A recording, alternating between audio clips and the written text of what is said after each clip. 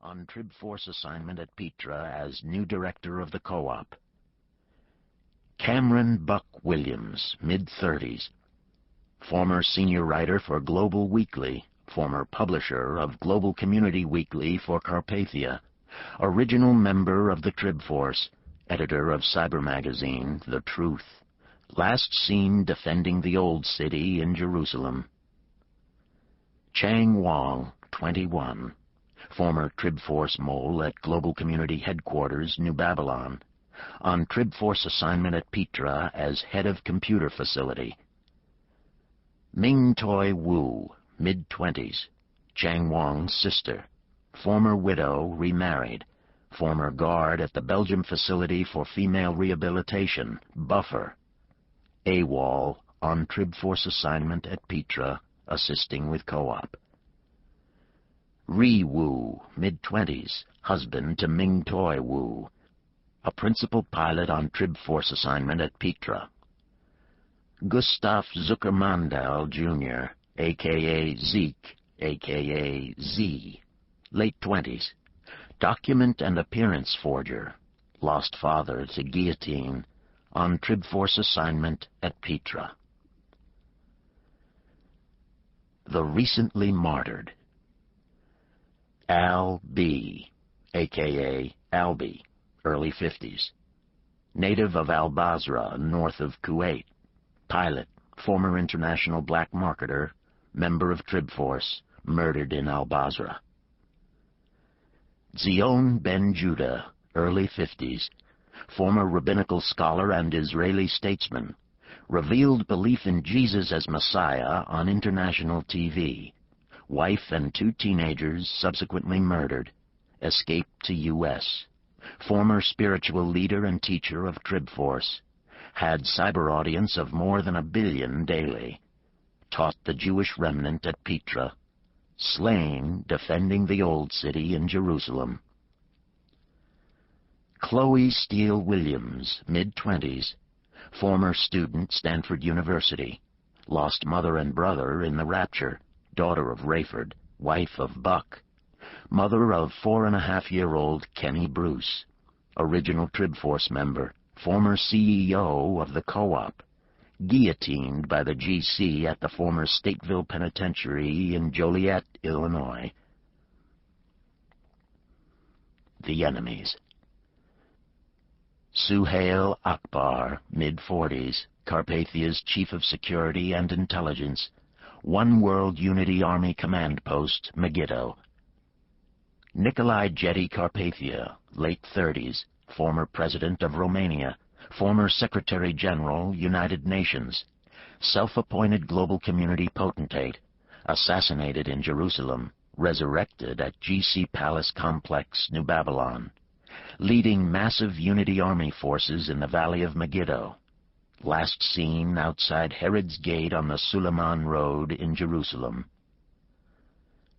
Leon Fortunato, late 50s, former Supreme Commander and Carpathia's right hand, now Most High Reverend Father of Carpathianism, proclaiming the potentate as the risen God, Unity Army Command Post, Megiddo.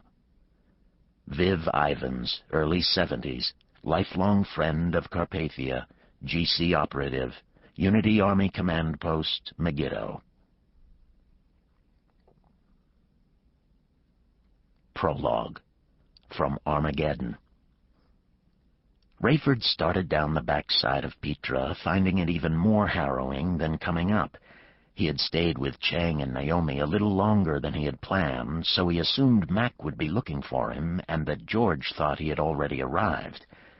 From his vantage point, he had a good view of the army a mile off.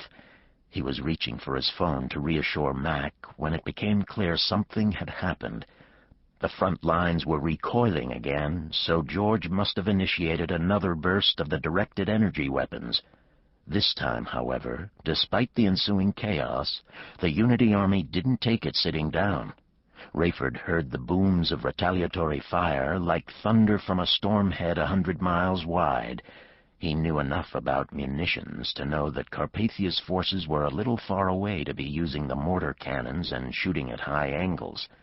He guessed the shells would drop short of the Petra perimeter. He was wrong.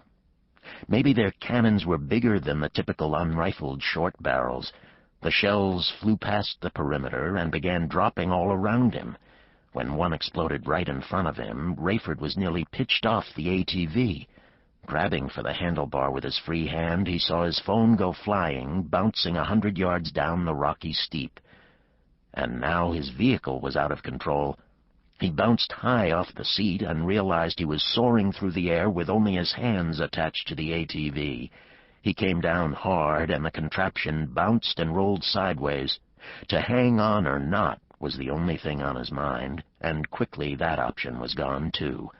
The four-wheeler hit yet again, ripping his grip away.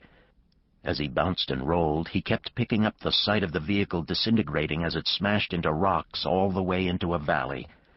Rayford reminded himself not to try to break his own fall.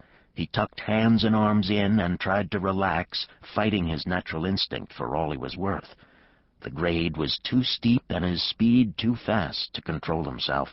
The best he could wish for was a soft landing place. A shell deafened him from about 10 feet to his right, knocking him into a sideways roll. Rayford felt his temple smash into a sharp rock and was aware of what sounded like rushing water as he rolled toward thorny overgrowth. Scary as the thorns looked, they had to be softer than what he had been hitting. Rayford was able to shift his body weight as he slowed and backed into the thorns. It was then he realized what the liquid sound was. With each beat of his heart, galloping now, his life's blood spurted 6 feet from the wound in his temple. He pressed his palm hard against his head and felt the gush against his hand. He pressed with all his might and felt he might be containing it somewhat, but Rayford was in danger now, mortal danger. No one knew exactly where he was. He was without communications or transportation.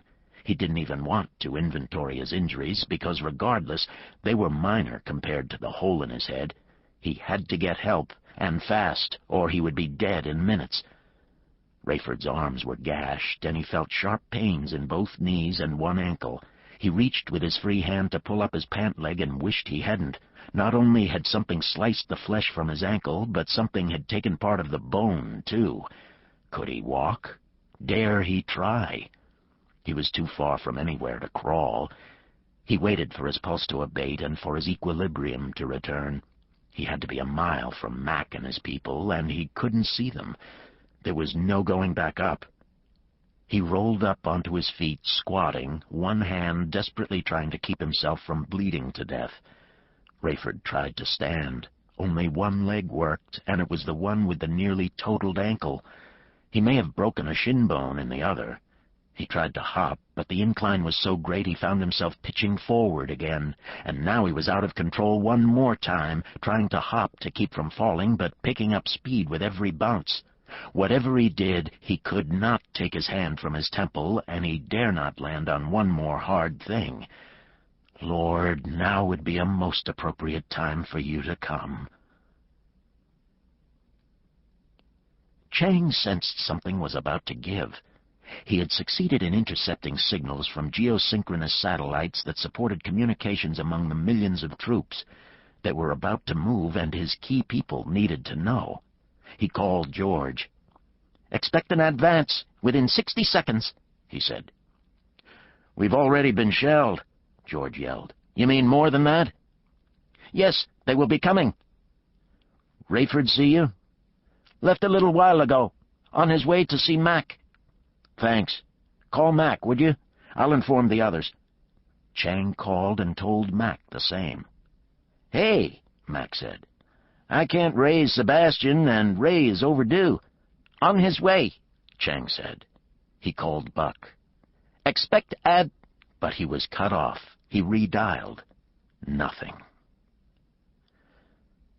"They're coming! They're coming!" Buck heard a young rebel shrieking just as his phone chirped, and he saw an incendiary device hurled over the Rockefeller Museum right at his position. He saw Unity Army troop movement from every side, and he grabbed his phone and held it up to his ear just as the bomb hit the wall right in front of him and clattered to the ground outside. He recognized Chang's voice just before the bomb blew a hole in the